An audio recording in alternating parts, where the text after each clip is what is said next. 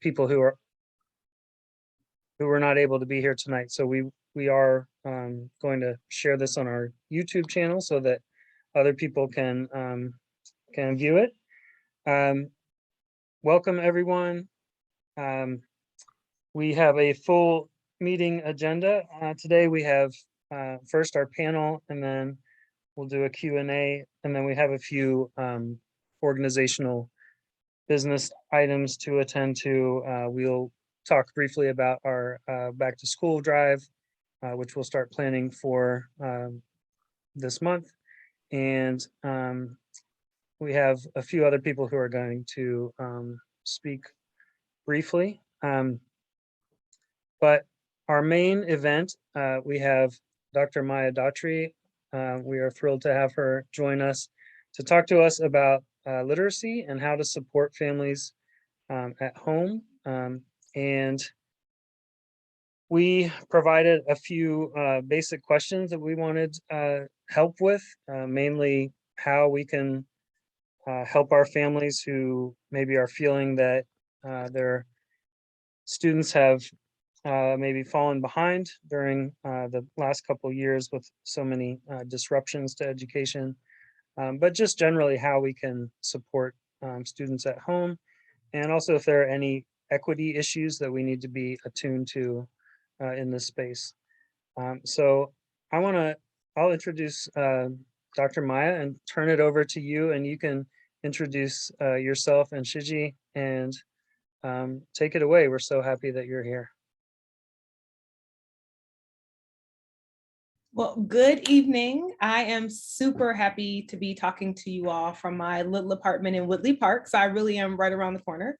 I am actually not a DC native. I moved here in 2016 after I finished my graduate work, but I am a career educator. So I always like to lead off by telling folks that I was an English and reading teacher for about 10 years with actual real live children in classrooms in Detroit and Las Vegas.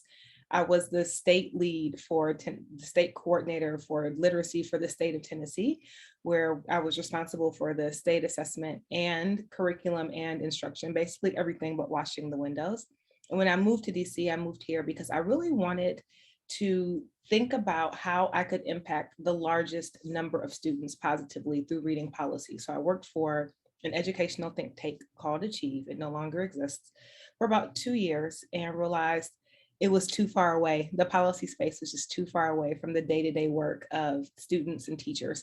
So in my new role at NWEA, I'm kind of in that sweet spot where we do a lot of policy work, but we also think a lot about assessment. And my job is to help us think about curriculum, instruction, teaching, and learning, and what does it mean for children to learn and be more literate. So it is certainly my pleasure to come talk to my neighbors tonight.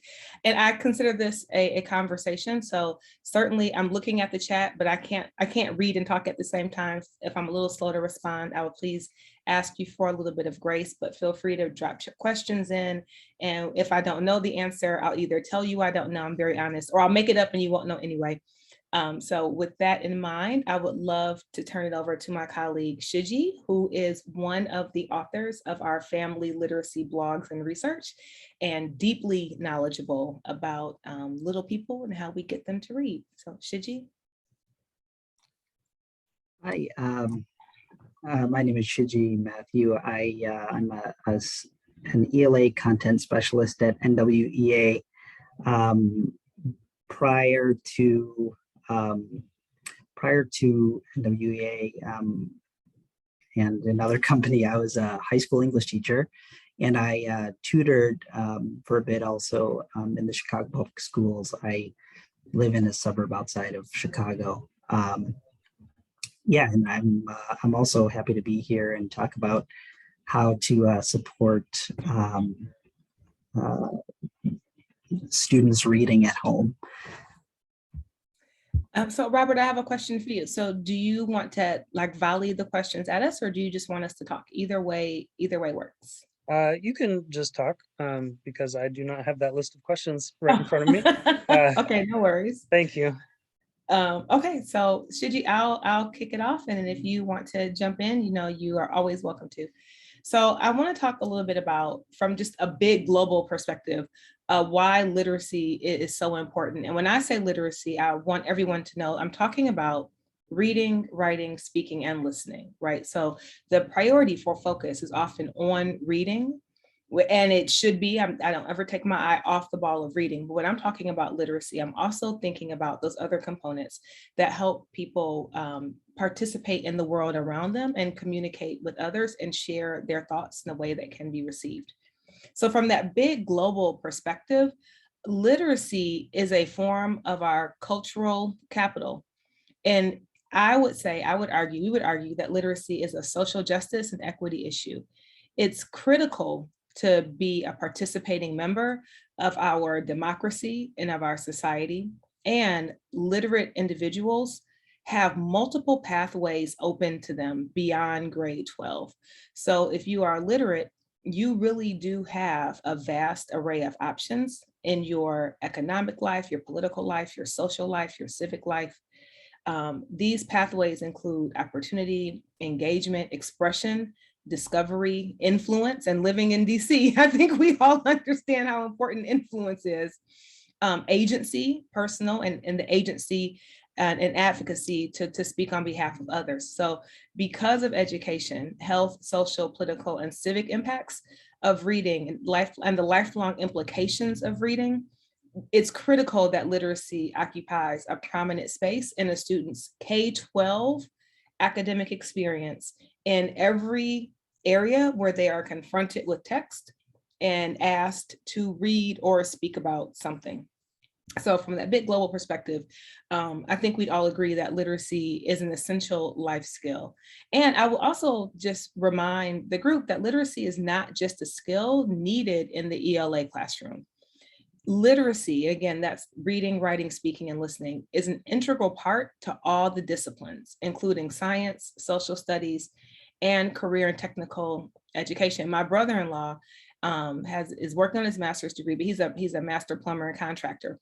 A lot of his job deals with literacy. He reads contracts, he reads blueprints, like he deals in the art of words a lot. So literacy is important across all of our content areas, and it extends far beyond, like I said, grade 12 into almost every single, I would struggle to find a career trajectory where reading and writing were not in some way relevant to one being proficient at that job. And we know from years of research that struggles with literacy impact students' learning across subject areas and across their academic careers. Students who leave our K-12 system without the requisite literacy skills are often forced to take remedial courses in post-secondary that they do not get credit for, and that they pay for. And we also know they are less likely to graduate. So these years, these 18 years from birth, and I mean birth, I have a baby niece. She came home on Monday. On Tuesday, Auntie Miah was reading her a story, and I'm not exaggerating. So from birth until graduation, these are the critical years. We're preparing people to be participatory in our communities, in our democracy. And I said to a colleague earlier, we don't care about third grade reading for fourth grade. We care about third grade reading. So in 20 years, when that person is 28, they understand how to buy a house, right? They understand how to read a contract. So I like to think begin from a global perspective and recognize that literacy has long-lasting implications that extend far beyond 12th grade. So Shiji, do you want to talk a little bit about how the pandemic disruptions have affected reading development?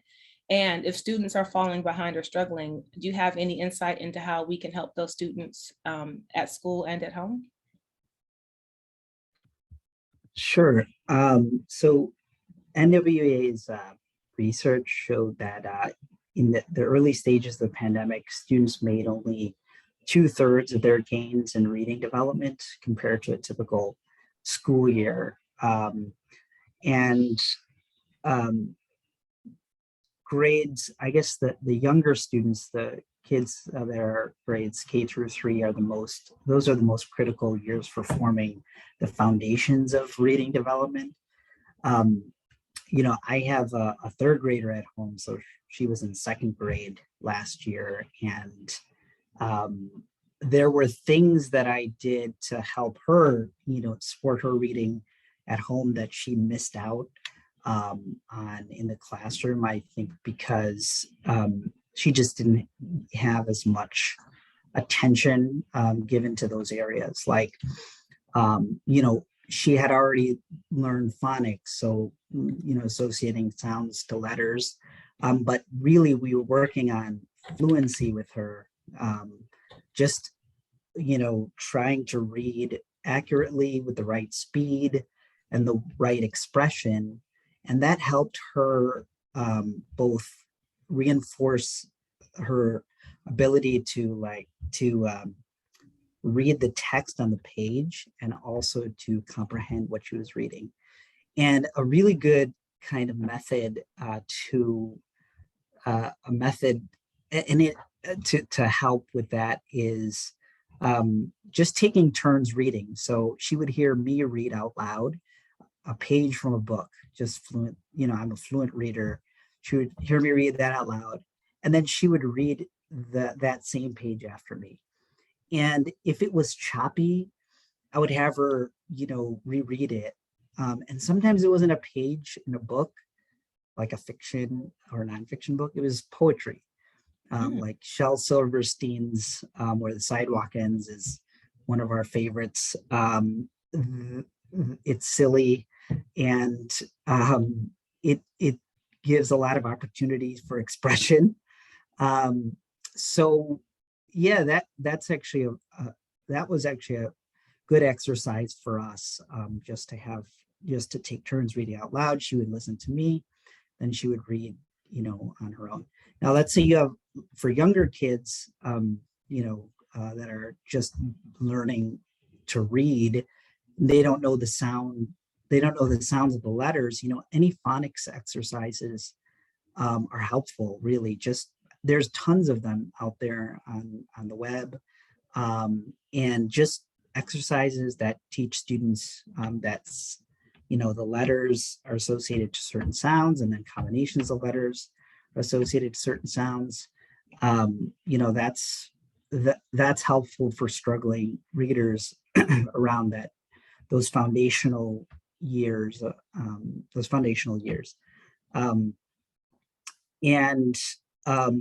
Also just, reading is a language activity. So, students, even if they can decode, let's say they can read the words off the page, they know what the letters sound like.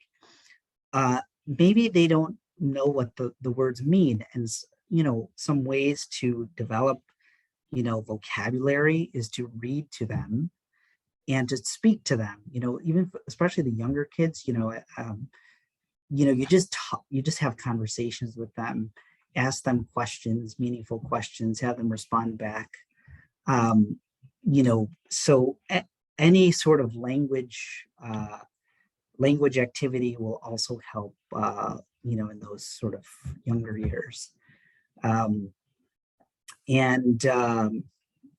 Let's say, as a parent, I know that time is limited. So say you don't have time sometimes to read. I mean, really, like these, even if it's 10 minutes of reading, that's good. Or, it doesn't have to be every day.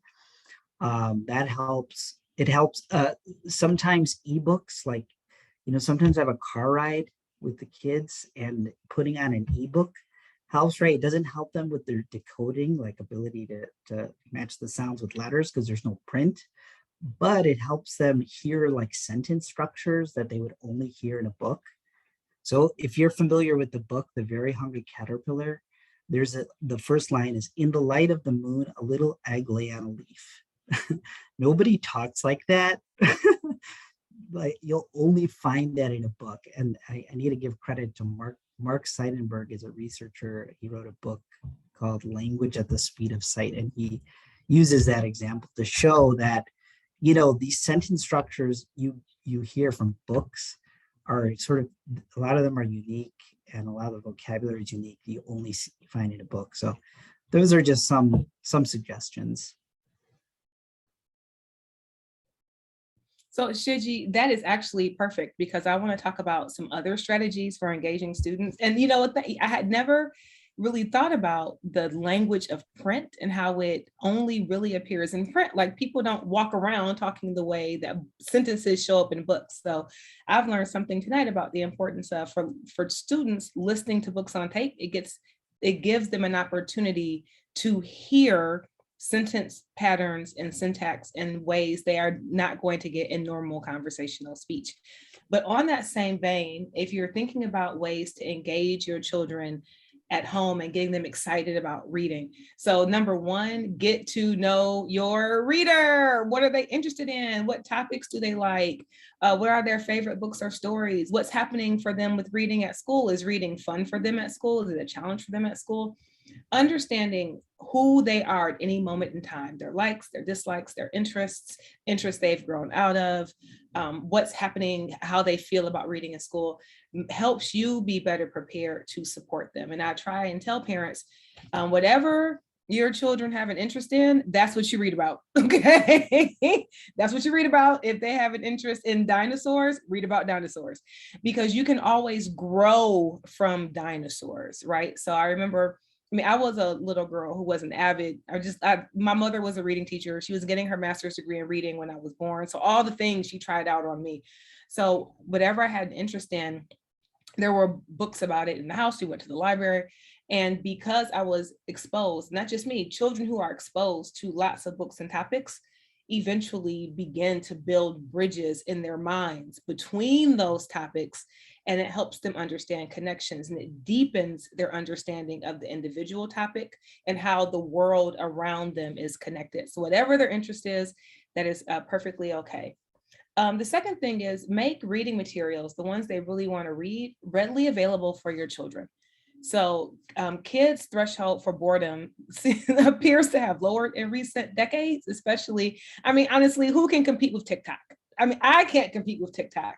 So I think we're all kind of fighting against the tide of technology and social media, but books are still relevant. Children do still read books. Children do still get lost and engaged in books. And if you want to engage them in reading and writing, we have to make sure it's the most attractive available option to them.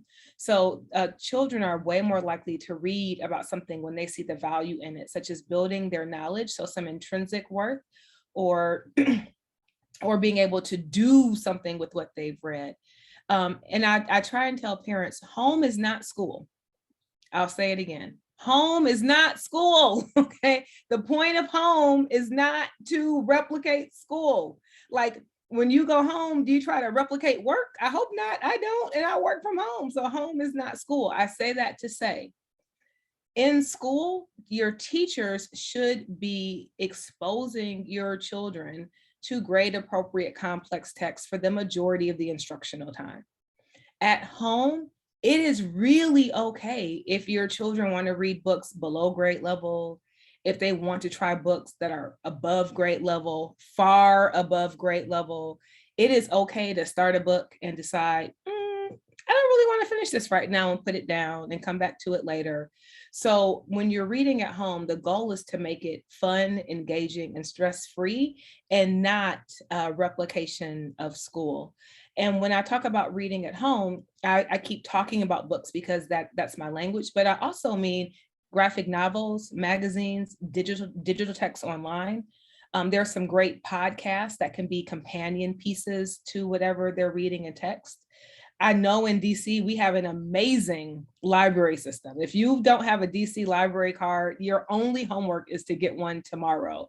So our library network, especially in the district, is very comprehensive, and it has a wider range, not only of books, but also of programming that support children to adults. One thing that's important for parents to remember is that we talk a lot about the importance of reading grade level text. That's very important. I have a doctorate degree. if you think everything I read is at the doctorate level, I hope you have another think coming. Okay, that would not be fun, right? So it is very important for children to read texts primarily in school that are great, or it doesn't matter where they read them, but in school, we really want to focus on grade level instructional text. That's one half of the coin.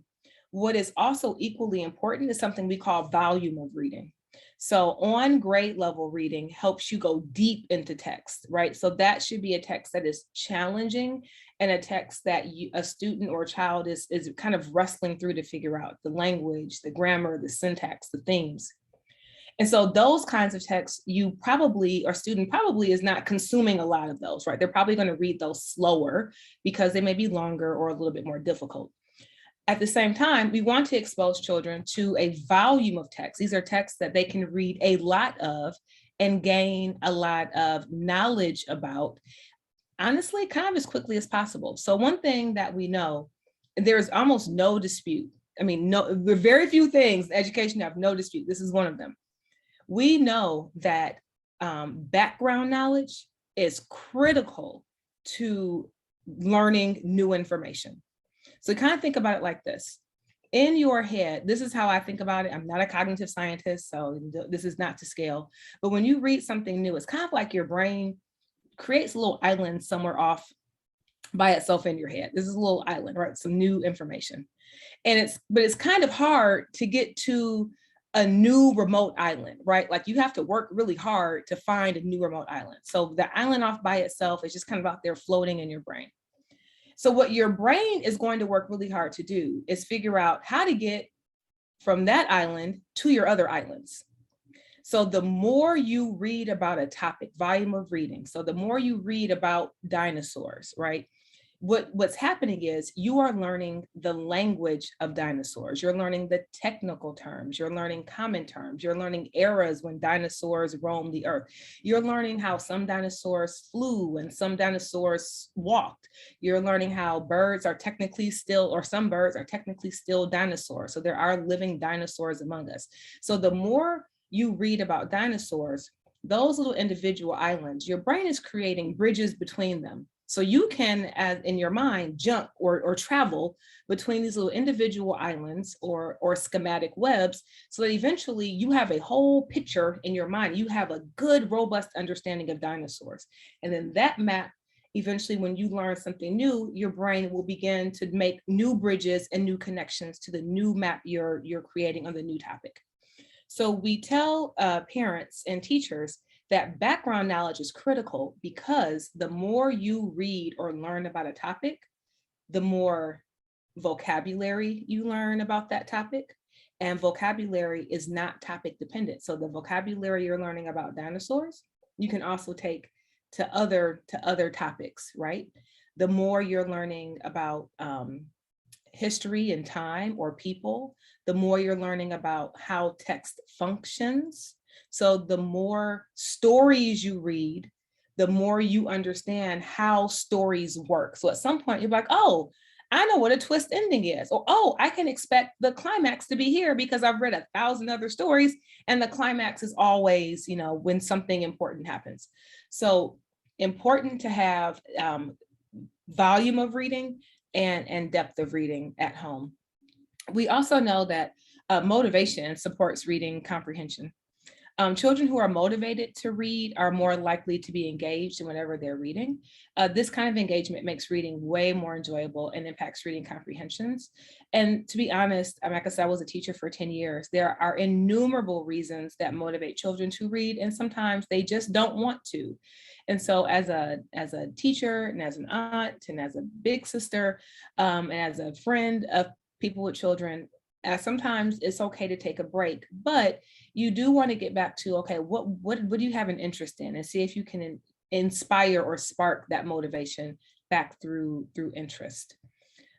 Children might be motivated to read with others, or if it has a purpose. So some children want to read if there is a real reason why they're doing it. So finding a real life purpose can be motivating for some children.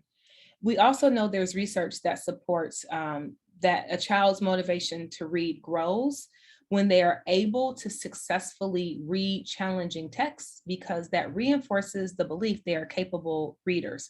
So the less stressful you can make reading, and the more enjoyable you can make reading, and the more positive experiences that reinforce their reading identities, all of those play a role in improving motivation. And I know when I kicked off, I was talking about literacy. And so I do also want to say that literacy isn't only about taking in information. An equally important part of the conversation has to do with how well one produces information. For all learners, especially young learners who have not yet learned how to write, discussion, talk, and drawing are critical to literacy development. So you read a story, talk about it, draw about it. Little kids, we used to sometimes act it out. So do something that produces information that demonstrates how well they understand the text or the topic or the theme. And as students grow and learn how to write, practicing writing at home is one critical way for your children to demonstrate what they're reading and thinking about. And so one thing I want you guys to know is that writing is thinking. So sometimes you think I have a thought in my head and I wrote it down. That's not quite what happens. You had a thought in your head, but the act of writing it down actually changes and shapes and deepens the thought. So when you're writing about something, you actually think differently, deeper, more nuanced about that topic. So don't just read, also figure out ways to have students produce information, either through writing or speaking or whatever other creative ways you have. So if you want to improve reading, begin at home and at school to invest in writing. Shiji, I know I've talked a lot and I apologize, guys. I can kind of ramble. So you have to kind of poke me if I go on too long. But Shiji, can you tell us what are some good practices and strategies for supporting literacy during the summer months? Yeah, sure. I think even one strategy is to, and this ties into motivation too, is to offer reading choices to students. So someone mentioned in the chat, you can just take your child to a bookstore or a library and have them pick books.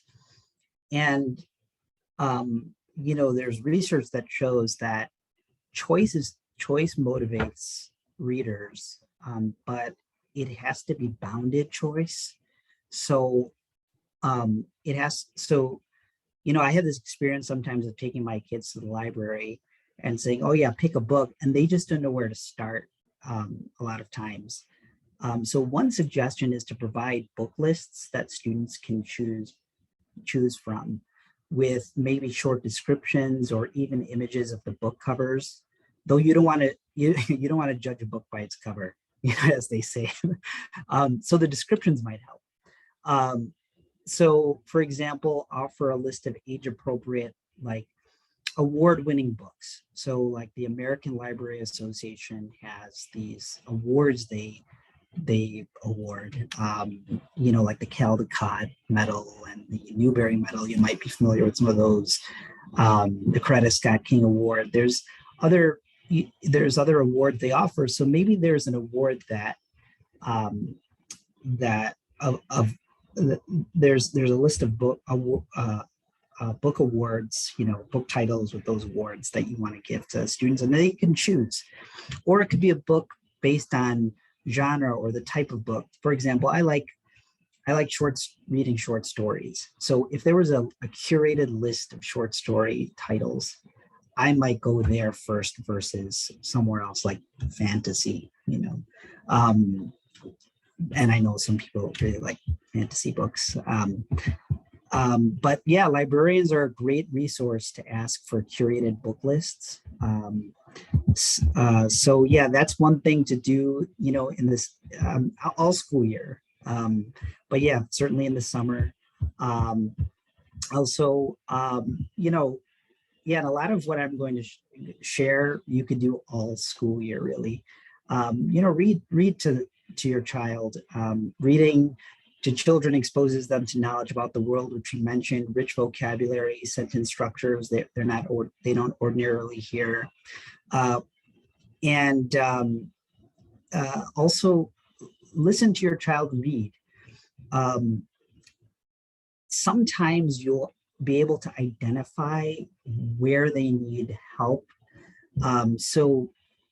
And I'll share another sort of anecdotal story from my own life. My son, he was in third grade, and he read a page out loud to me from one of, I forgot what book. It was fantasy, because he really likes fantasy books. And he was reading out loud, and he wouldn't pause at the periods. And I was kind of stunned, and this might be, you might have this experience with kids sometimes, like you just kind of, wow, I thought you knew to pause at the periods, but he would just read it as one continuous text. And so I knew, just because I listened to him read out loud, that he just needed help, identifying where to pause at those periods. So it helps to listen to children read out loud. And then really, I mean, the library does have summer like reading programs often. I don't know if they have it at your local library. They do, at some libraries around my home. And, those are good motivators for students. And enjoy time reading together, really. I mean, it's summer after all. Something fun I did with my elementary school kids was read Charlie and the Chocolate Factory by Roald Dahl, and then watch the movie version after. That gave them extra motivation to read. And I bought some like Willy Wonka little treat, from the store. I think it was like some like little candy thing for them. But just doing something enjoyable with them, with kids in the summer. And I'm sorry, for the younger kids also, everything I shared earlier about the just helping students who kind of fell back during the pandemic, those also apply here. There's this one website in particular that has some really good activities, home activities. It's from the Regional Education Laboratory. They have good activities for grades K through 3 to reinforce a lot of these foundational reading skills. Yep, the RELs, they do have really good resources. So definitely check that group out. And I believe they're federally funded. One thing at NWEA, and not just NWEA, but I know as individually, that we think a lot about is the equity issues we should be concerned about regarding literacy in this moment. So I'm going to start really globally and kind of narrow it down to a little more precision. So we know that employers rank literacy, like again, reading, writing, and speaking, as the number 3 skill they're looking for in new hires. Not being fluent in those skills serves as a gatekeeper for career opportunities. I'm sad to say this, but in DC, a little over 22% of adults have low literacy rates, and a little more than 17% of our residents live below the poverty line. So it's hard for me not to draw, connections between those two. Americans with low literacy face much higher odds of poor health than their counterparts in other industrialized nations. Americans with low literacy skills are 4 times more likely to report having fair to poor health than those with strong literacy skills. So again, that's correlation, but there's so many variables we can correlate to high or low literacy rates, which is why our work and your work as parents and our work as community members really is of critical and the utmost importance. These low literacy skills damage a shared sense of community and a shared sense of democracy because they limit civic participation. 50% of low-skilled Americans do not believe that people like me have a say in what the government says, which is a percentage higher than most other industrialized countries. So when folks are not literate, they are less likely to participate in our civic democracy, which in participation is what keeps our democracy functioning and fair and free. Literacy is also one of the ways we build empathy. children learn how to deal with complex problems through stories, tales, and fables. Um, Life is hard. life is, a lot of it is abstract. So little people don't think about adult problems in the same way adults do. So one way, the earliest way children begin to understand the complexities of the world around them is through stories. It is through fables and tales. So literature from that perspective is a matter of academic and social equity. Children who are exposed to a diverse body of people, thought, race, nationalities, religions, lives, communities are better positioned to understand their neighbors and to participate in our civic democracy. So we talk a lot about this concept called mirrors, windows, and doors, and how text can serve as all three. So when the text is a mirror, it reflects back something about you. So like for me, a text that might be a mirror for me might be something written by Toni Morrison, right? Where, Black women are the main characters, and there's just some natural connections I can make to the character. So for me, Toni Morrison text might serve as a mirror.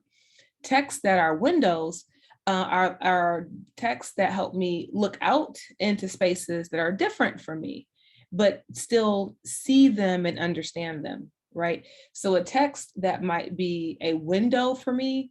I was actually recently I was reading, I don't know why, I think I saw it and it was like, you haven't read this since undergrad. Plato's The Anatomy of the Cave, Plato's The Cave. And I was like, well, let's see if you're still smart. Can you read this? But to be fair, it's taken me several weeks to get through these like 4 pages, but that text is not really necessarily a mirror to me, but it's a window. It allows me to see into a space that's different from mine.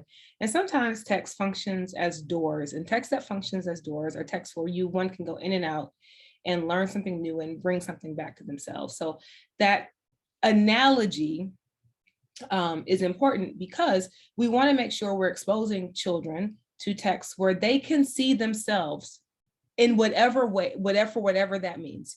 For some children, it means gender. For some children, it means race. For some children, it means interest. For some children, it means sexual orientation. For some children, it means geographic location, right? But is there a way that I can see myself in this text? We also want to expose children to texts that have people that are different from them so they can begin to understand how other people think, live, and function. And that creates a real sense of empathy, which is of critical importance, I would say. And the last thing I would say is that access. So the other equity issue as parents and as community members we should be concerned about is access. So we are lucky to live in DC where there are, I don't even know how many Smithsonian's, museums, cultural experiences, plays. I mean, I walk out my door within 10 minutes. I can be on a trail. I can be on Rock Creek, right? So there's a host of experiences that every single day I could do something different and learn something different. So the more access students have to museums, to nature, to the theater, to music, to art, to cultural gatherings, all of those things play a very important role in their literacy development. Late last year, I think last fall, I have a little cousin. He is, how old is Braylon? I think he's 7. He's in 1st grade. Braylon is a reader. My aunt is a retired reading teacher. So Braylon is a reader. He's a grandmother. And he loves to draw. So Braylon, for Christmas, he gave me a hand-drawn picture of a snowman. He had it framed and he had it signed. It is now hanging. It is hanging in my bedroom. But because Braylon loves to draw, I think at the time he's either 6 or 7, the Van Gogh exhibit was showing in Detroit. So my aunt, his grandmother, got tickets for him to go and said, hey, Miah, do you want to come with us? And I'm like, sure, because I wanted to go to the Van Gogh Museum, Van Gogh immersive exhibit anyway. So we all go to the exhibit. Now, my aunt and I, we're adults, right? So like, I like art, like I'm totally into like the flowers and the Van Gogh Impressionist period. And I'm wondering, what is this 7-year-old gonna do here? How long before he decides it's time for us to leave? I was wrong. So we get in, and it honestly is the perfect space for a little person, because the way the exhibit functions, it's not static, right? So like the pictures, there's music, and the pictures like blend into each other. There's a lot of movement. So from the time we got in, he was completely mesmerized. And the first third of the exhibit is very text heavy. There are these huge signs, and you walk through and it gives you a breakdown of Van Gogh's life, but the text is written for adults. It's not written for a 7-year-old. So he goes to the first sign. I took a lot of pictures, and he's like, Miah, I want to try and read it. So I'm like, okay. And so I'm standing with him, and he is literally sounding out big words. If I was texting my colleagues, like, do 7-year-olds typically know these words? And I'm like, no, but he's had such a strong teacher in decoding and phonics. He was really able to sound out some very complex words. And every couple of frames, like sometimes I would read to him, we would stop and I would say, well, Braylon, what did you understand? And tell me what happened. And some things he got, some things he didn't. But he was totally engaged with the art and the language. And so when we get to the second, like the anteroom before the big exhibit, there's music and there's like a light show. So he's like dancing around, very squiggly, having the best time. And then we go into the main room where there are Van Gogh paintings that are, they're a lot. They have movement, right? So like the eyes blink and the flowers move with an imaginary wind, right? So there's movement attached to these paintings. And so we're sitting, it's really quiet in the room, and everyone's kind of like looking and listening to like the classical music and observing. And he comes to me and he says, Miah, what's Impressionism? You could have knocked me over with a feather. This little boy is 7. And I said, how am I going to explain Impressionism to a 7-year-old? So I said, well, Impressionism is the style of painting that Van Gogh specialized in. And I kind of tried to point out some feet. I'm actually Googling Impressionism, right? So I'm on my phone, like, why do I explain this? So I'm like pointing out some features. And then I said, well, Braylon, what do these pictures make you think of? Like, what's your favorite picture? Like, what colors do you like the most? And so we're, he's 7, so he's still squirrely and kind of dancing around. But at points he would stop and say, well, Miah, I like this and I like that. And this picture, oh, Miah, look at this picture. Why do you think he has? And so he would sometimes make up stories about the pictures. Now, why do I share this story? Because he is 7 years old, and I guarantee he went back to school because it was the fall time. And his knowledge about Van Gogh is going to impact the next picture that he draws, because he's going to remember the word Impressionism. And since he likes to draw, I would bet money he's going to try to figure out, well, how do you do Impressionism? When he goes to school and he's talking with his teachers or his classmates about what he did on the weekend, he's going to be using the language of the museum. When he's reading and he reads something about artists, he's going to recall that experience, which is, like I said, an island floating off to itself, and make a connection to it. So a real matter of equity is ensuring that students have access to cultural and social opportunities that expand their knowledge of the world around them. Those experiences play a critical role in their reading and writing and thinking development. In DC, we are lucky because we have a host of cultural, honestly, like every day I'm like, it's a matter of like, I can, pick something off the wheel, like what cultural experience do I want today, right? So everywhere from restaurants all the way down to the museums to the Kennedy Center, like there is no dearth of cultural experiences here. The question is for us as community members, how do we make sure that all of our children have access to the diverse body of cultural experiences that exist in this city? One of my neighbors, one of the people in my building grew up in DC, has lived here her entire life. She is probably in her 60s. She's never been to any of the Smithsonian's, never.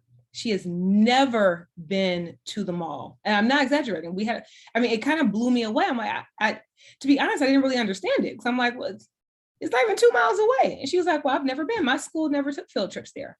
My mom never took me there. And so I didn't, people's experiences are their experiences. So I said, hey, whenever you want to go, like, let's make a field trip and we can go. So even though we live in a city with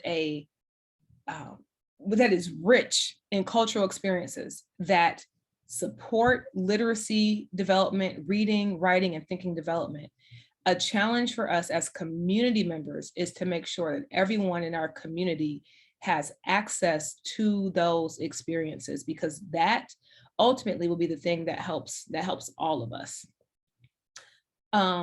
So speaking of what community members can do to help students succeed. So from a research and like a theoretical perspective, we know that schools and communities and families have to work in concert. Really, school can't do its job without the support of the community and the family can't take on the responsibility of educating their children without the support of a school or a school network. So we do have to work in concert with each other. And some ways that we recommend that happens is that schools and school leaders and educators have to actively identify and reject any deficit-based views of the families and the communities that they serve. And sometimes these deficit-based views can show up in really sneaky ways. So we have to begin to look at our families as assets and recognize each family is going to bring its own unique wealth of assets. And it's the school's job to mine for those assets and build on them. This also means that non-dominant families, in whatever way, it could be race, it could be ethnicity, it could be a sexual orientation, should be treated should be welcomed as equal participants in helping to shape the school's values and structures and programming. We also know that families' expertise and cultural capital are often overlooked. And again, they should be mined, and schools and educators should work really hard to figure out, how do we value the expertise and cultural capital that you bring to our school community. The family engagement has to be recognized as a key component of effective and equitable educational practice. Community engagement, I would suggest, is on the agendas of school boards and cabinets, right? So it's not just what's happening in the classroom, and especially in a place like DC. I mean, our state board has got to be a nonprofit. So how do we engage the community in supporting our schools? This also means investing in professional learning that shifts mindsets about families to make sure we are thinking about families in terms of the assets that they bring, not what they are lacking. And then finally, it means investing in ongoing guidance to incorporate asset-based mindsets into the existing structures, routines, and practices. On a more specific level, I would be remiss not to talk about some of our local organizations that do the work and do a really good job on focusing on literacy. So if you follow me on Twitter, you probably already know I have an affinity for 826 DC. 826 DC is a nonprofit organization dedicated to supporting students ages 6 to 18 with their creative and expository writing skills, and to helping teachers inspire their children or their students to write. All of our students end each year as a published author. So each year, our kids write a book. So all of our program. I'm on the board, so I don't work for the org, but I'm on the board. All of our programming is 100% free for students. So if you follow me on Twitter, a couple times a year, I beg, please make a donation so we can keep our programming free for students. And we work on writing skills, and we work on creative and expository writing skills, and beginning at age 6. And by the time they get to high school, the focus, I won't say shifts a little bit. And we do a lot of work with college prep and essay entrance writing, right, to help get them prepared for the next stage in their academic journey. But 826 DC is a great organization. And this is a shameless plug, but I am shameless. Our this year's book is coming out on May 5th as our book release party. And if you would like an invitation to our book release party, please drop me a note in the chat and I will make sure you have an invitation to our book release party. It'll be a lot of fun. We'll have copies of the book. I'm pretty sure they're free, but don't quote me on that. I might be wrong, but we will be featuring the work of our student authors and celebrating their writing for this year. Another organization that I know we direct folks to that I hold in high regard from when I lived in Tennessee is Dolly Parton's Imagination Library, which has an affiliate site in DC. The Imagination Library is a book gifting program that provides free high quality books to eligible children from birth to age 5. And you can register your children on the Dolly Parton Imagination Library website. So that's another great resource, especially for families living in low-income communities. Another organization, 2 other organizations in DC, one is the Literacy Lab. The Literacy Lab serves children ages 3 through grade 3, and they partner with school districts to help close the literacy gap, largely by embedding full-time rigorously trained tutors in early childhood centers and elementary schools. The Literacy Lab also supports early literacy for families experiencing homelessness. I'm not exactly certain what schools the Literacy Lab services in DC, but I do know they are active in DC. So these are the these are at least some spaces I know that if you have an interest in additional community organizations to support your children's reading development, that exist. So the 826 DC, we work across the city, and I'd have to check our website, so I don't want to misspeak, but I know we prioritize schools. I know in Ward 8, maybe Ward 7, but I'd have to double check. I'd have to double check our website. And I know at Brookland Middle School, we have some of our student authors who are now published. 826 DC is great. So really, like I can go on and on, but that's not the point. This is the end of what Shiji and I have to talk about. So we are going to open it up for the next 30 minutes for just discussion and questions. Thank you, Miah. There were a few questions in the chat, and I know you you did respond to one of them, but maybe we can circle back to Gina. Lisa asked, what advice would you give to a parent having a hard time with questioning? I'm thinking of a kiddo who seems to be paying attention while listening to a fluent reader, but struggles to answer basic recall questions. How should parents coach their scholars in thinking about text? Okay, so I'll answer, and Shiji, I mean, you feel free to answer too. And just we may have different answers, and that's okay. We can be compatible. So one strategy I liked a lot when I was in the classroom, especially with students who seem to be less engaged, right? So I'd ask a question, and I taught middle school, so I mean, nobody's engaged in 8th grade. Ask a question, and I'll look at you. So I stopped asking comprehension questions. Instead, I shifted to, what did you notice? And that would just be it. So what did you notice? And then you wait quietly. Here's the thing about that.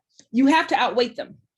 You just have to, and it's hard. And the first time there will be a standoff. You will just kind of look at each other, but do not break first. I have never not had a child eventually cede to my eyes and tell me what they're thinking, right? So what did you notice? Number one, that question is a lot less stressful, right? It's not an immediate recall or comprehension question, which may raise anxiety or put a child on the spot, right? I don't know. What did you notice? Is literally open, and there literally is no wrong answer. And I would say to my students sometimes, any answer you give me is the right answer. So if you want to say to me, Miss Daughtery, I noticed that there were 2 characters, that will be a 100% A+ answer, right? So you have to kind of reinforce no matter what they say, as long as it, like if we're reading Charlotte's Web and they say, you know, that was a great story about the moon. I mean, that we don't want that, right? They can't just be completely off base, but the idea is to engage in a conversation. So if you let the child say, you have to wait them out the first couple of times, what they notice, then that tells you how to build your questions. So if they notice something, so let's say you read a story and you want to ask them about the plot, like what happened first. But what they noticed was the main character, their mood changed, right? So you're thinking about the plot, but the kid is thinking about, well, his mood changed. Then your question about the plot, they may not have a good answer.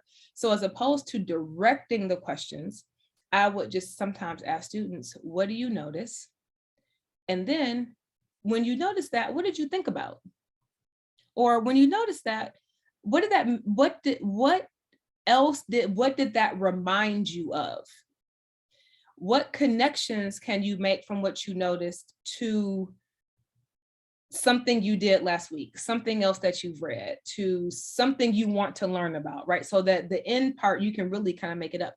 And so if you keep the questions broad and open and let the child direct the conversation, with some reluctant readers, you stand a much better chance of getting information out of them, because then they get to tell you what's important about the story that they want to talk about. So that is a strategy that for very surly and eighth graders who did not want to talk about this, what did we read?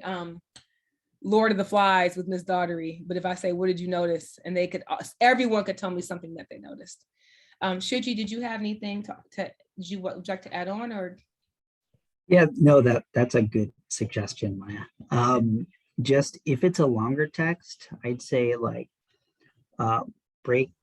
ask questions more frequently, throughout the text. So even if it's a couple paragraphs, maybe ask a couple of comprehension questions, after who, what, when, where, why questions, even after a few sentences, or even after a paragraph, because these sort of, paraphrasing questions help reinforce what the reader knows, and it helps them remember. So you can check for understanding, and also it helps them remember what they read.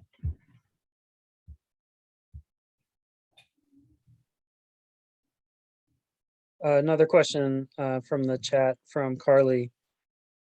We were hearing a lot about the science of reading recently. Can you explain what that is and how it is different from other previous reading approaches and what it means for us as parents?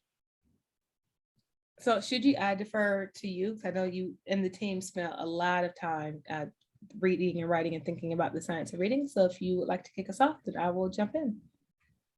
Sure. So recently, actually, a colleague of ours published a blog series about the science of reading, and I can link to that in the chat. But the science of reading, and this is how she defines it in the blog, it's the converging evidence of what matters and what works in literacy instruction, organized around models that describe how and why. So basically, it's just the body of research that shows what the efficacy of reading instruction in the classroom. If you're familiar with the National Reading Panel from the year 2000, that would be considered part of the science of reading, because it's this almost like a seminal research about what's most effective in the classroom. So the science of reading is really just a body of research, that shows what's most efficacious in the classroom. And how does that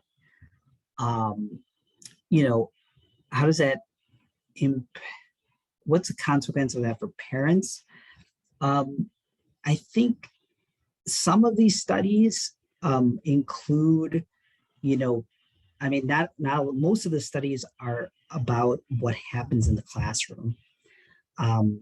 Maybe you can glean, so even our recommendation about doing fluency activities earlier, reading with the right, taking turns reading, having, the student, fluent reader read, and then the student read after, that's part of this, the science of reading. There's studies on fluency instruction, and even that idea of, taking turns reading orally reading like that.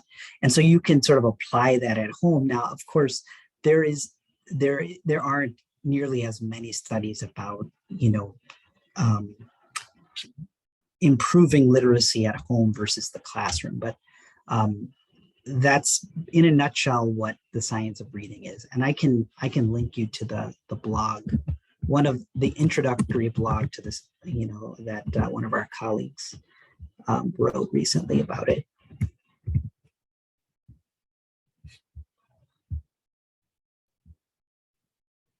Miah, did you want to add to that? Okay, you want me to be honest? I was responding in the chat and didn't hear what you said. So, but I'm sure whatever you said is 100% right. Whatever he said, I'm sure is 100% right. That's why I felt comfortable to respond in the chat. Oh, wait a minute. Did you talk about how it's different from other approaches? If not, I can talk to that. No, I did not. Okay, so in the reading space, sometimes you'll hear the phrase the reading wars. So what at NWEA, what we support is a research, centuries, years worth of research backed and supported approach to reading instruction, which is what Shiji just talked about. There is a whole other camp of folks that believe in what is now being called balanced literacy. If you hear the words balanced literacy, I'm gonna tell you right now, run, or call me and I'll tell you to run. So what balanced literacy, that approach believes, it's more of an immersive approach. It kind of believes the more text you immerse students in, and the more you give them exposure to text, they will learn how to read because they'll be interested and motivated to keep going, right? So as opposed to being very direct and explicit with the instruction, like this is the sound the letter A makes.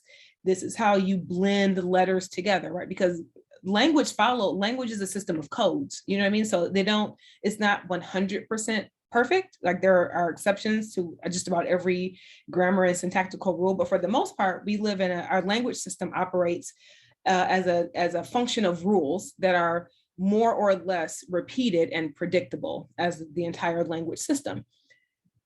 The science of reading approach teaches students those rules and those codes, right? So they're able to, when they get to a new word, a new situation, they can apply the rule to the new situation and make sense out of the word. A balanced literacy approach, or sometimes a whole language approach, takes more of a holistic view and says if you just give kids the text and you read them the text and you read them enough text, they will learn how to read. But that research has not proven that to be true. So for an example, in a balanced literacy classroom, often children are asked, if you don't know what the word means, use the picture to help you guess. So use the context to help you figure out what the word means and guess. Now, that sounds maybe to some people like a good idea, except what happens if you see a picture of a pony, which is spelled P-O-N-Y, and you say, oh, that's a horse, which is spelled H-O-R-S-E, right? So you're walking around thinking the letters P-O-N-Y spell H-O-R-S-E. That's a problem because that's wrong. And ponies and horses are different. Or even worse, if it's a picture of a cow and you grew up in Woodley Park and you've not seen any of these things, and you're like, well, that's a funny looking horse. Wrong, that's a cow, right? So that approach, if you guess the wrong word, right, it will not help you. And then as a middle school teacher, I will say, what do you do when the pictures disappear? So when they came to me, the books didn't have pictures anymore, right? And so if students are so used to using the visual cues to figure out words, and they get to a text and all they have is words, it poses real problems. And then you are in a situation where you're trying to teach literally reading the codes of reading in a time that is far beyond. So if I'd coach my friends, my parent friends at your schools, you need to ask specifically, what is your approach to reading instruction? And the key words you are looking for are words like science of reading. You're looking for words like phonics. You're looking for words like phonemic awareness or fluency, right? These are the words, these are some key words you're looking for. Those are good words. If you hear balanced literacy, this is what I tell my friends, call me because we're going to start looking for a new school in the morning, right? So, and I'm being a little cheeky, but you don't get back those first 3 years. And those first 3 years are critical for reading development. So for any child I cared about, and I have my little niece, these are not the years where I want to try to guess about what might work. I want to honestly lean into the science of what is most likely to be the most effective to prepare children to read.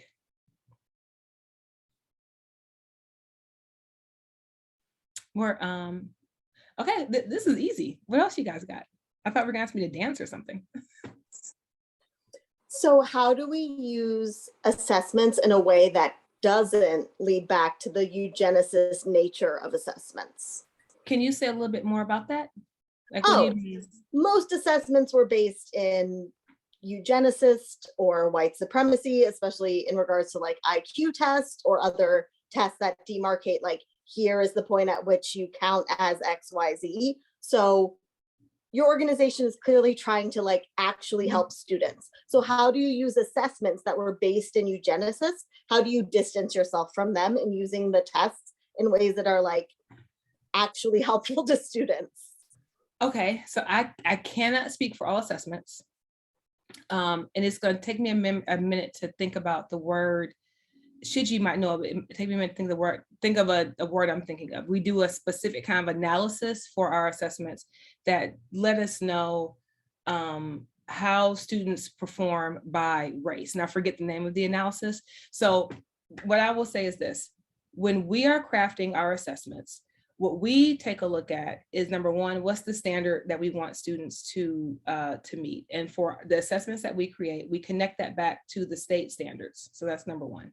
Then on our side, when we're choosing text, we choose text based off of their grade level appropriateness. So their quantitative analysis, a qualitative analysis, and we also choose text in a way that reflect cultural relevance. So in-house, we spend a lot of time and we spend a lot of energy making sure that our bank of text reflects students in as many of diverse situations and people as possible. So I can say at NWEA, we work really hard to create assessments, or at least a bank of text and tasks that are diverse in ethnicity, in gender, in background, in region, because we serve, I think, all 50 states, and our tests are international. So we want to make sure that our tests are accessible to students, even down to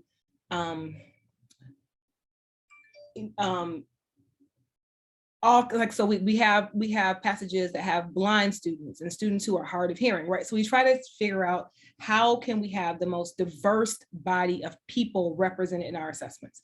When in-house, so our assessments, NWEA was created as a research organization to figure out how do you measure students' growth, right? So our assessments, I can say, I feel pretty confident saying, are not based in like a eugenics frame, but more of a growth frame. So how can we track how much a student has grown from administration to administration relative to their grade level peers? So that's one thing. The other thing is, internally, I can't speak to the cadence because I don't want to lie, but we meet regularly on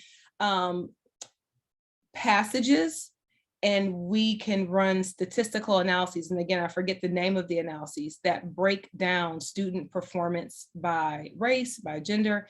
And if we see that, for example, Black boys, everyone's performing well on this passage except for Black boys, then we pull that passage, review that passage. We try to figure out what is happening so that this particular group of students is underperforming or overperforming. So we do a lot of work on the front end to make sure that our assessments, that our texts are diverse. And by diverse, I mean reflect a range of people and thought, experience, location. And on the back end, when we get data, we spend a lot of time analyzing how did students perform and trying to figure out why did they perform the way they performed. And we are very good at saying, we need to take this passage out. So one example, I don't know if I can share this, I might get in trouble. So if I get in, Shiji, don't tell on me. But during one of our administrations, we had a passage that was about an albino deer, I think, albino deer or an albino horse, which is a real thing, like it exists in nature.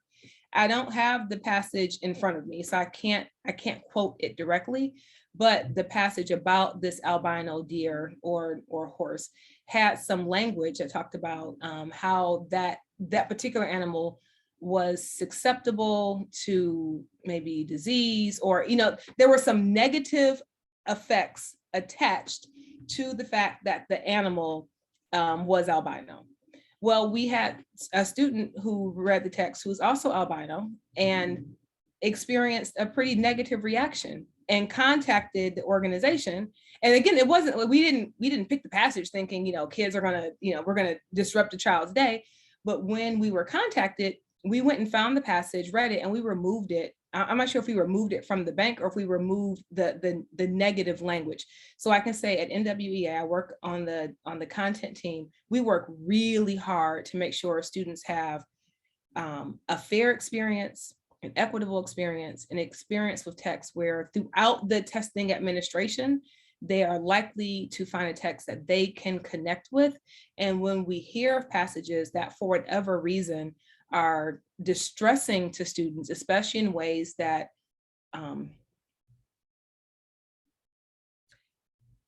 may cause a negative self-perception, we take that very seriously. We review it and we either remove it or we remove the language that is likely to be causing the distress. So I don't know if that answers your question, but one thing I love about NWEA, and I'm not just, the reason I'm still here is because these are matters of equity and fairness and representation we take very, very seriously.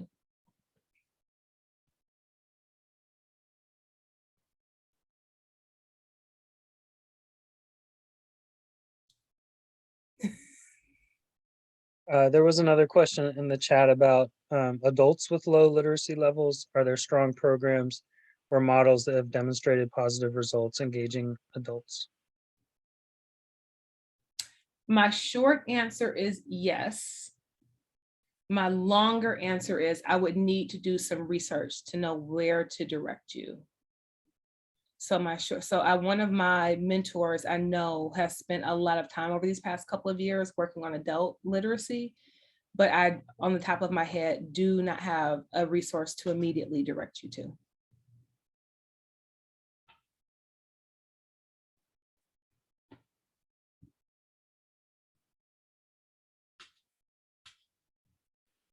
All right, if anybody else has questions, feel free to raise your hands.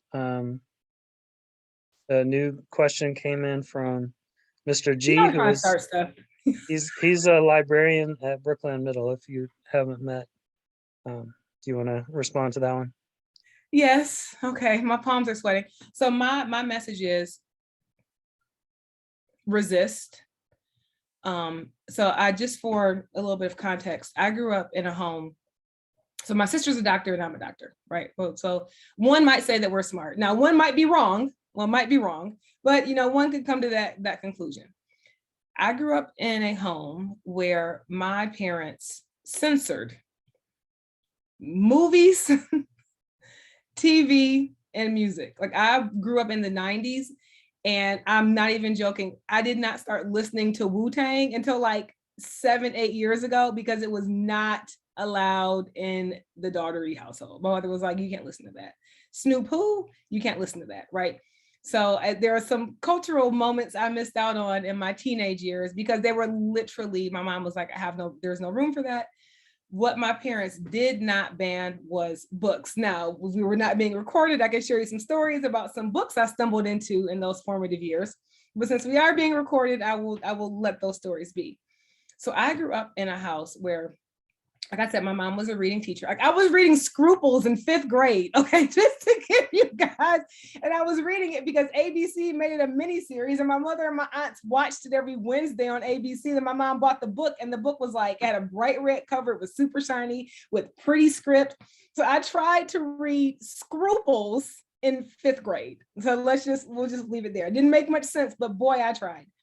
So I grew up in a house where books were not banned. And so just, you should know you're talking to somebody who really, like, at my core, I find banning books deeply offensive. So that's number one. So I'm going to speak right now from Miah and not like as a representative of NWEA. So for parents, I would say the strongest power you have is that of the ballot. So I would encourage parents who are citizens, who are voting members of our community, to be very vocal and very loud, and to resist and to insist, not only just resist the banning of books, but to insist, I like taking positive actions, that schools begin or are encouraged to include a diverse body of text and titles. So one thing that I've noticed is that in these kind of battles, one side is always louder than the other, and whoever is loudest tends to get the most attention. And so I would encourage parents to resist, go to school board meetings, participate in your school, support your teachers when they say we want to read X book. This does not, when I say support, I don't mean blind support. Like, I was an English teacher. I certainly expected parents to ask, well, tell me about this book and why are you reading it? And why did you choose it? Those are all fair questions to ask. So I don't expect parents just to blindly say, sounds great, why not? But I do encourage parents to be an active participant in those discussions. And if a teacher has chosen a book, I encourage parents to try to learn why the teacher chose it, what the intended learning is, and support the teacher in making that classroom safe for a diversity of text and thought and communication. So the best response I have is to not only to resist, but also and to take positive steps and insist on these are the materials and the topics and the authors that we want to see in our classrooms. And I'm not above writing a letter or making a phone call, but honestly, we live in DC. In 10 minutes, I could be at the Capitol knocking on a door, like, hello, I'm here, let's talk.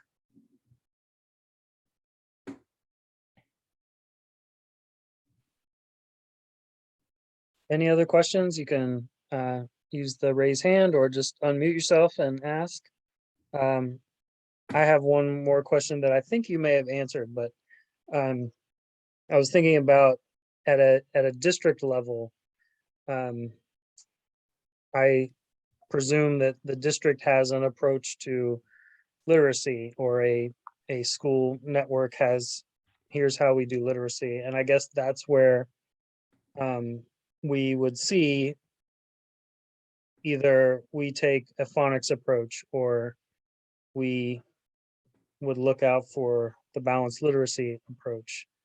I don't know if you're familiar with the DC, either DCPS or charter networks, how they land on those. I'm actually not familiar, but if you give me a little bit of context, I might be able to respond. Yeah, that's okay. I think you've given us kind of the sort of what to look for, what to ask about.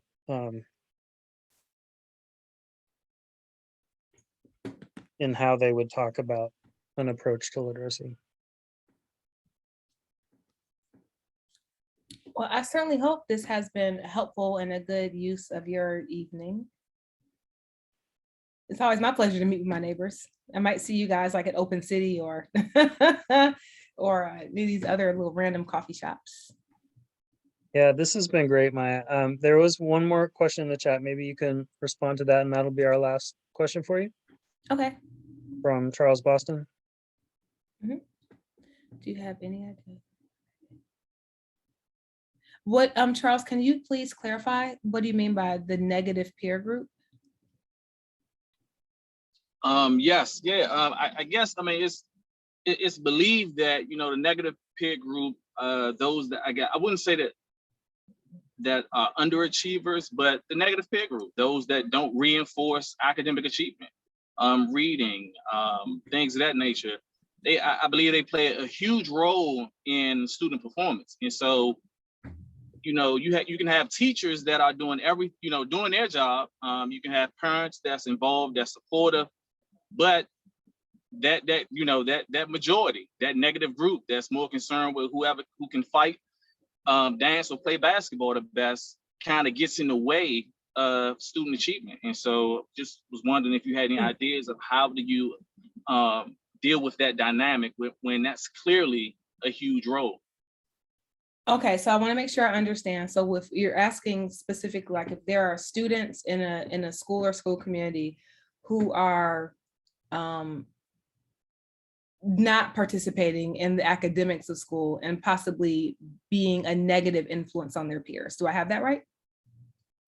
That's exactly what I'm saying. Yep. Okay, so I let off by saying, and Shiji, you can feel free to jump into, I know you were a high school teacher, but I taught all grades 8 through 12 except for 9 over the course of a decade, well over 1,000 students. I always had over 100 students each year. So and I taught students who were not in 2nd and 3rd grade, but these big kids who really, surly adolescents. I cannot overemphasize the importance of relationships. I cannot overemphasize it. So students are people first. They're a person first, someone else's son or daughter, child second, and then they're your student somewhere after that, 3rd on down the line. So when I had students who were disruptive, who were not participatory in the goals of the classroom, who were, or even sometimes actively being a disruption, not to each other's, not to their peers, but to their own lives and their own academic achievement. Those, for me as a teacher, those would be the kids that I worked really hard to build relationships with. I remember, I can remember a couple of students I had that just, I know exactly the kind of student you're talking about. They're just like, I ain't into this. I'm not doing this. I'm not into this. And so I would, every once in a while, I would assign lunchroom detention, which meant you could not go to the lunchroom and you had to come and have lunch with Miss Daughtery. And so they would grumble. But when they would come to lunchroom detention with me, the goal was not for me to punish you. In fact, I did very little punishing because in general, punishing is not really great in shifting behavior. It might stop it for a moment, but my goal was always to shift behavior. And so when students would come to me, they would sit at their desk, I would sit at mine, and we would talk. And I would say, well, why do you insist on being disruptive? What you mean, Miss Daughtery? And I said, no, don't do that. You know what I mean. And I would sometimes give some examples. And I never yelled at kids. That's never been my style. I can talk to you rationally and reasonably. You're short, not stupid. There's nothing wrong with your hearing, so I don't need to yell at you. And we would just have a conversation. And so what would, in 100% of the time, inevitably happen in a one-on-one or a 3-on-1 setting, we would just talk, and I would say, well, I just want to know why you do what you do. Or then sometimes we shift, well, what do you have an interest in? If this class could go the way you wanted it to go, how would it go? And almost every single time, what I would unearth would be, I would say, a deep insecurity, right? I don't want to look stupid in front of my peers. I don't understand what we're doing. I have a hard time reading this text. So in my experience, and again, an N of 1 does not a research study make, but in my experience, when I had students who were disruptive to the classroom environment and disruptive to their own selves, right, to their own academic growth, before I tried to fix it, I would invest a lot of time in trying to figure out why. And then sometimes I would work with my students and say, okay, well, if things could go how you want them, how could my classroom be different? And I sometimes would make adjustments, right? Well, Ms. Daughtery, it would be better. I mean, you have me sitting here, but man, it'd be better if I could sit here, I could hear better. Or Ms. Daughtery, I mean, I want to pay attention, but you got me sitting next to my boy. So can you please just move us? So I worked really hard at understanding why students behave the way they did, because if I understood why, then I was in a better position to shift the behavior. Now, I cannot say it would be a lie for me to say that in all the 10 years, I got every single student doing what they're supposed to do. That's not true. But I will say I was a solid 80-90%. And I will also say when students were in Ms. Daughtery's room, they did not act a donkey. Okay. There were no donkeys.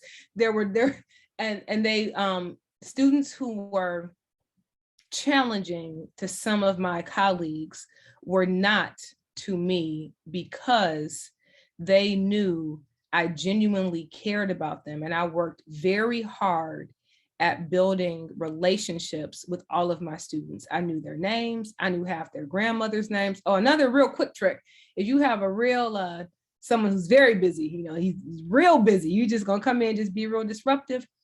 I wouldn't call their parents because parents are used to being called. Run me your grandmother's number. And telling you call grandmother once or twice, you call a grandmother once or twice, get her on the phone, that actually changes a lot.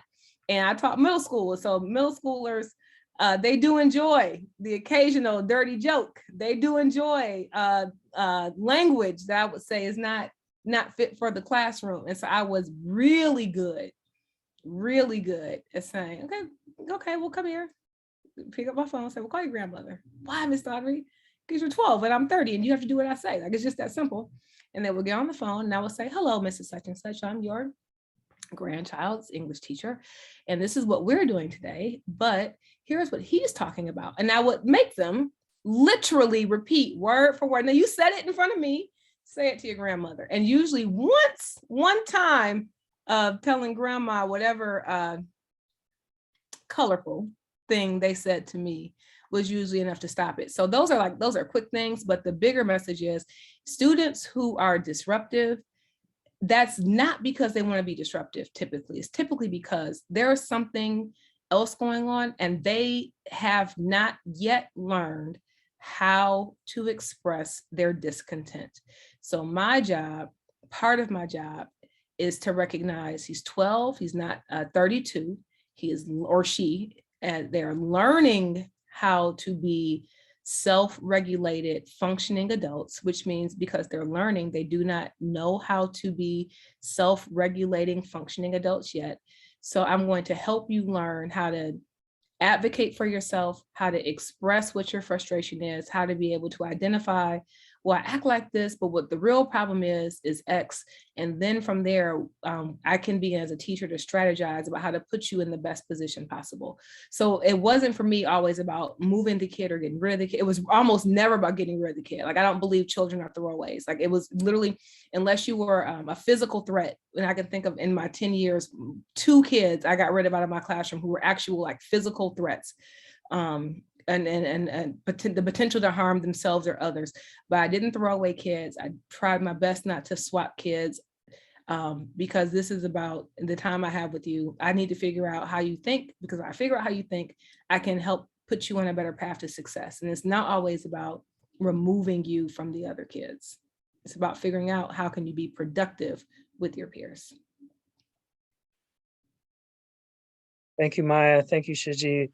This has been immensely helpful. We really appreciate you taking time to be with us tonight and allowing us to record, which means we can share this with others who couldn't make it tonight. So thank you for that as well. We will also share the book and other resources that you have at NWEA. And yeah, I just want to say thank you so much. You're very welcome. We have we're going to take 5 more minutes. Miah and Shiji, you are welcome to leave if you would like. You are also welcome to stay. We've got maybe 1 or 2 announcements that I will follow up with via email. But I do want to give Carly Fisher a chance to introduce herself to our group. We are lucky, I think, is the only way to put it, that she is a Ward 5 resident and parent, but she is also the Chief of Staff for the Deputy Mayor of Education. And so she has been with us the last couple of meetings, and I want to give her a chance to introduce herself to the group. So Carly, go ahead. Great. Thanks, everybody. I'll keep this really brief. I'm Carly Fisher. I'm the Chief of Staff, the Deputy Mayor for Education. I also am just super honored to have been able to hear this presentation. I have 2 little people who it's story time, so I'm gonna have to hop in a second. I'm sure as many of you do too. I'm a little starstruck by Dr. Miah. And as a former literacy teacher and school principal, I just was geeking out all over the place. So apologies if I had too many comments. yeah, I'm happy. I'm a Ward 5 parent. I'm a Ward 5 resident. And I have 2 little kids, one who's in school at Yu Ying Public Charter School. But in this capacity, I come as both a resident and also a member of the administration supporting our school efforts. So in this capacity, if there's anything I can do, I'll put my email in the chat. If there's things that are stuck for you at schools or challenges that you haven't been able to get movement on, I'm not a wizard, but I promise to work on them and try to keep them moving and to bring back updates to the group, as is relevant. Though there is one just small thing I'd love to plug, which is we have an art contest right now for children ages 5 to 12, and it's promoting healthy heroes and choices we can make to keep our community healthy as we move into the spring and summer. And that art contest closes on Friday. And so if you have a 5 to 12-year-old, we'd love to have your child enter the contest. You can pick up an art template at one of 40 locations around the city, or you can submit it online.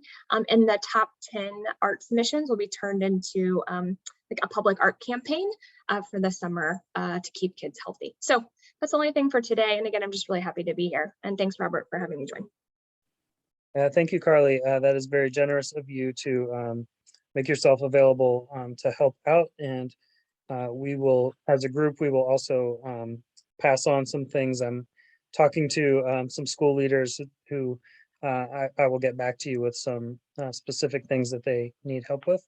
And Carly, if you could email me the information about the art contest, I will send that out to our broader list.